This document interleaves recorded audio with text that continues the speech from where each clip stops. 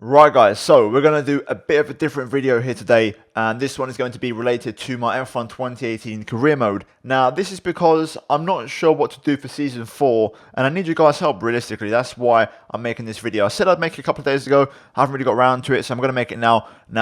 First of all, a small disclaimer, this is from the Russian Grand Prix in career mode. So the upgrades aren't up to date with what they are right now in terms of where we are in career mode, so bear that in mind.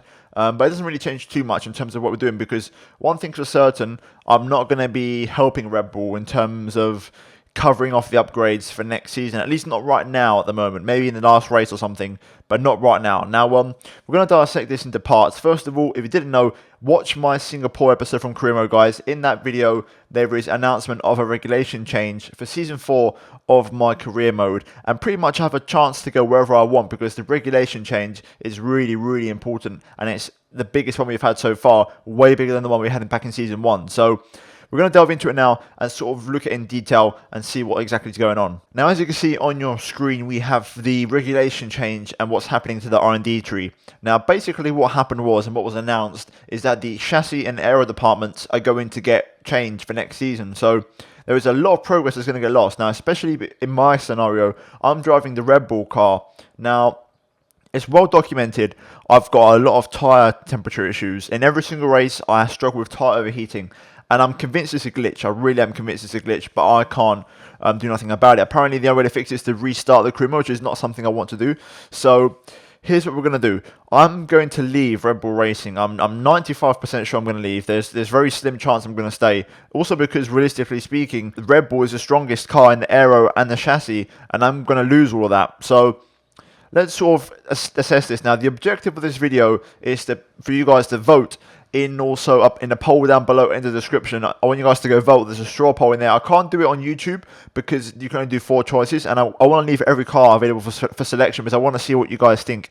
Now, in the poll down below, there's a straw poll. Go follow it and literally just vote for whatever team want me to go in career mode season 4. Now, don't do that until you've watched this video through, because you're going to see exactly what I mean by this. Now, as you can see, just as a whole, on a general scale, here we have what's going to affect the regulation for next year, at least for the Red Bull car, but you get the idea. It's going to affect aero and chassis. But now let's delve department by department, and let's see what the performances are of each car, and we'll make a decision from that. Now, first of all, starting off with the engine department, you can see on the right-hand side we have all the cars and all the performances. Now, we are currently waiting for an ultimate engine upgrade, which, if you have watched my latest crewmate episodes, you'll realise that the upgrade has already arrived. So forget that. So right now, the Red Bull is the strongest car in the engine department. Now, we have Toro Rosso, which are really strong. Force India. Renault are the 4th strongest power unit, which is very, very surprising and very impressive. Ferrari down in 5th. Mercedes 4th from last. You got McLaren at the bottom there, and also Sauber as well, and Williams in the middle of the pack. Now, quite a big spread, and you can see the distances. There's quite clearly a top 4.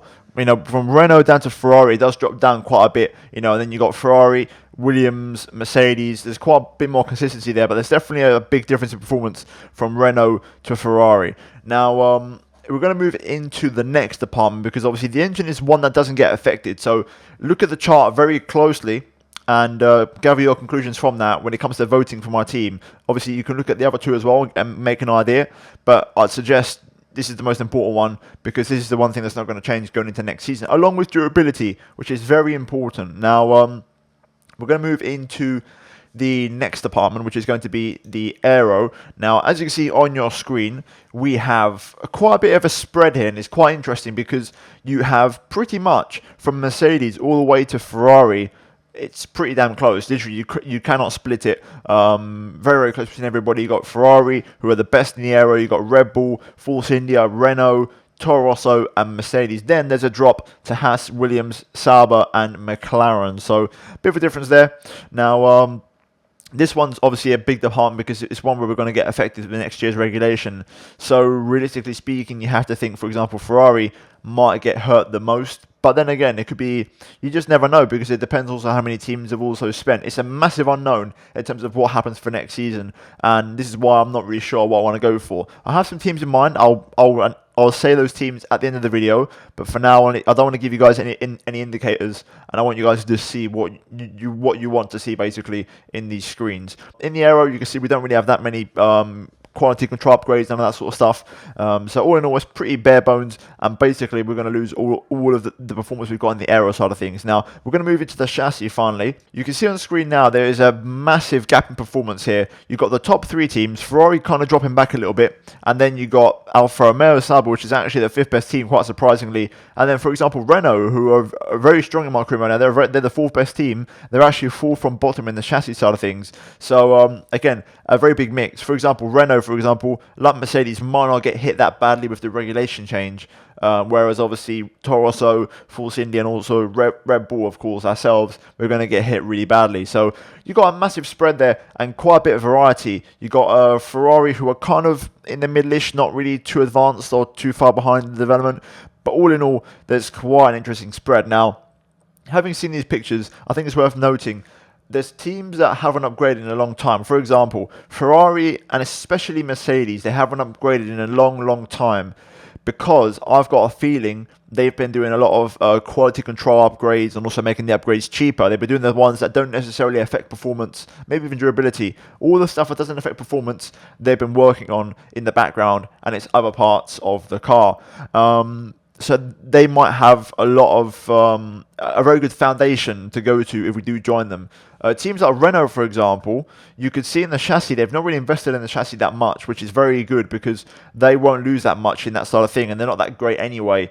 And they're quite strong in the engine and very strong in the aero. So they might suffer a bit from the aero, but they're still going to have a good power unit. And who knows what durability is like. So Renault could be quite an interesting one. And also, for example, Red Bull, I'm not invested in any covering of the upgrades. So Red Bull should drop down a lot next season, even though they're getting incredibly... I'm making them a very big monster going towards the end of the season. Then we also have Toro Rosso as well. They could drop down quite a lot. They're the best in the chassis department. They could easily lose all of that. And that was my former team that I worked with for 2 years. So both of those guys could drop down. Red Bull by far has been a hell of a lot worse than Toro Rosso for tyre temperatures.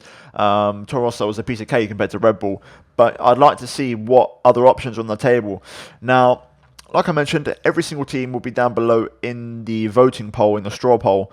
You guys can go vote in there. I'm going to now tell you guys what I fancy for next season and what I think, based off of everything we've seen here, is going to be what I like. Personally, I want to go to McLaren. That's where I want to be. However, having looked at the charts, they're pretty low in everything. You know, I'm looking at it now. They're not really nothing special in any of them. So, in a good way, nothing would really change. They wouldn't really go anywhere. So, you know where you stand with McLaren, because they're currently the slowest team in the charts in terms of performance, in the overall chart, should I say. Another team that I want to go to, and it's one that's been suggested quite a lot by you guys in the comments, is actually Renault.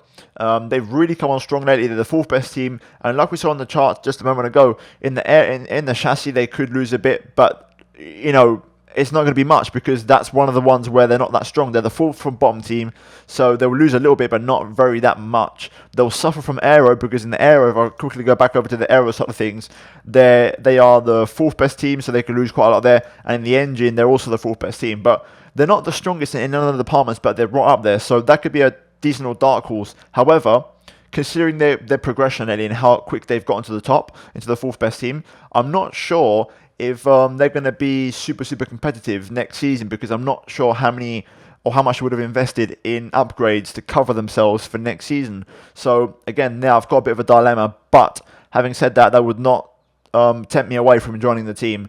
In terms of other options, now obviously we have to be realistic here. Toro Rosso, I've been there and done that, so I'd like to not go back there.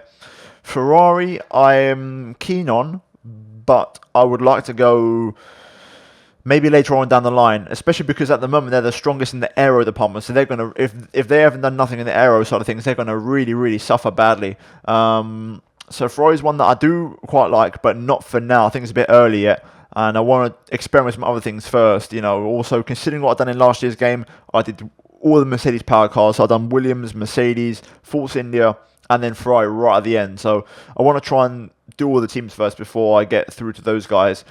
Force India was one that was also suggested quite a lot by you guys, and this is an interesting one because Force India are 2nd in the engine department, which is very impressive.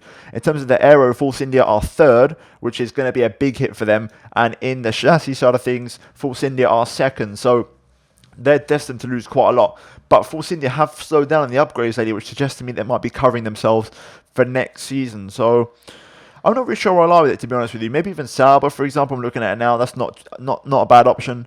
Haas does not cross my mind one bit. That's one team that doesn't really I'm not really too bothered about, to be honest with you. So I'll be curious to see what you guys think in the comments down below. Sound off, let me know, because I've got a bit of a dilemma here and I'm not really sure what I fancy.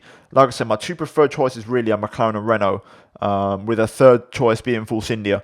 So I would say those are the options on the table right now. I'm 95% sure I don't want to stay at Red Bull because I'm not enjoying driving the car because of the tyre temperature situation.